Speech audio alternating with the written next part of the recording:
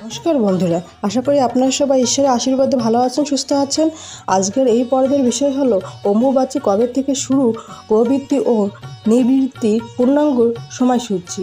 এর পাশাপাশি আমরা জানব কি কি কাজ করা যাবে আর কি কি কাজ করা যাবে না, কি খাওয়া যাবে কি খাওয়া যাবে না, সবটাই জানবো এই ভিডিও থেকে। সতীর দেহের 51টি খণ্ড ছড়িয়ে পড়েছিল ভারতের প্রতিবেশী দেশে বিভিন্ন প্রান্তে। সেই প্রত্যেকটি জায়গায় গড়ে উঠেছে সতী মায়ের মন্দির। কামরূপ কামাখ্যায় অর্থাৎ অসমের পড়েছিল দেবীর যোনি, তাই কামাখ্যায় মন্দিরের অন্য নাম হলো যোনিদ্রি। কথিত আছে প্রতি বছর আষাঢ় মাসের 7 তারিখে কামাখ্যা মায়ের ঋতুমতী হন। এই মন্দিরের গর্ভগৃহে ত্রিকোণাকার শিলাখণ্ড আছে। এই শিলাখণ্ড থেকে 3 দিন ব্যাপী গাঢ় গৈরিক রঙের জলরাশি প্রবাহিত হয়ে যায়। 3 দিন পর তা ধীরে ধীরে বন্ধ হয়ে যায়। এই অলৌকিক ঘটনাকে দেবীর রজস্বলা বলে মনে করা হয়। এমনকি ব্রহ্মপুত্রের জলও এই সময় লালচে রং দেখায়। এই 3 দিন কামাখ্যায় মায়ের পূজা হয় না, মন্দির দ্বার বন্ধ থাকে। দ্বার বন্ধ রাখার আগে ওই ত্রিকোণ আকার শিলাখণ্ডে চারপাশে নতুন বস্ত্র গুটিয়ে রাখেন পুরোহিতরা। 3 দিন পর দেখা যায় ওই নতুন বস্ত্র লাল রঙের হয়ে গেছে। বস্ত্রগুলি টুকরো টুকরো করে ভক্তদের দান করা হয়। ভক্তরা মনে করে যে এই টুকরোগুলি ঘরে থাকলে শুভ হয়, এমনটাই ভক্তদের বিশ্বাস। এবার জানবো অম্বুবাচী কবে থেকে শুরু হচ্ছে। আষাঢ় মাসের 7 তারিখ থেকে শুরু হয় অম্বুবাচী।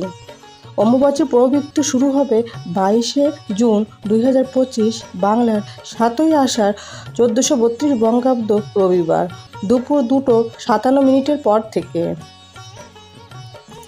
অম্বুবাচী নিবৃত্ত হবে অর্থাৎ শেষ হবে 25শে জুন 2025 বাংলার 10ই আষাঢ় 1432 বঙ্গাব্দ বুধবার রাত 3:21 পর।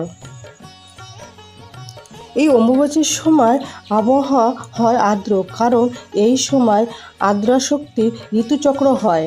তবে এই সময় গুরুদেবের পূজা করা যাবে।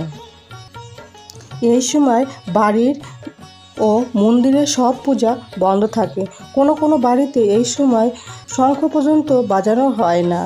এই সময় কোনো কোনো দেবীর মূর্তি লাল বস্ত্র দিয়ে ঢেকে দেওয়া রীতিও রয়েছে।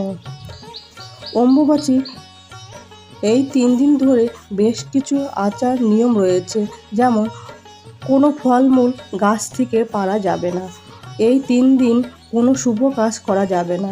এই সময় চাষবাস করা উচিত নয়, মাটি খোঁড়া যাবে না, নতুন গাছ বসানো যাবে না।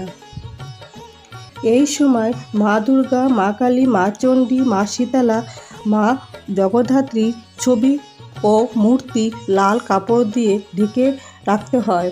অম্বুবাচীর শেষ হয়ে গেলে ছবি মূর্তিগুলো স্নান করিয়ে আম দুধ দিয়ে করতে হয়। অম্বুবাচী চলাকালীন কাপড় চোপড় কাচা যাবে না, নতুন বস্ত্র ধারণ করা উচিত নয়, এমনকি চুল দাড়ি নখ কাটা উচিত নয়। এই সময় অনেক তন্ত্র মন্ত্র করা হয়, তাই এই সময় চুল দাড়ি নখ না কাটাই ভালো। অম্বুবাচী চলাকালীন নিরামিষ খাওয়াটাই শ্রেয়, আমিষ খাওয়া উচিত নয়, যেমন মাছ মাংস পেঁয়াজ রসুন ইত্যাদি। অম্বুবাচী চলাকালীন খুব নিয়ম নিষ্ঠা করে পালন করতে হয়। এই ছিল অম্বুবাচীর সময় ও তারিখ। ভিডিওটা ভালো লাগলে প্লিজ একটা সাবস্ক্রাইব করে দেবেন। থ্যাংক ইউ বন্ধুরা।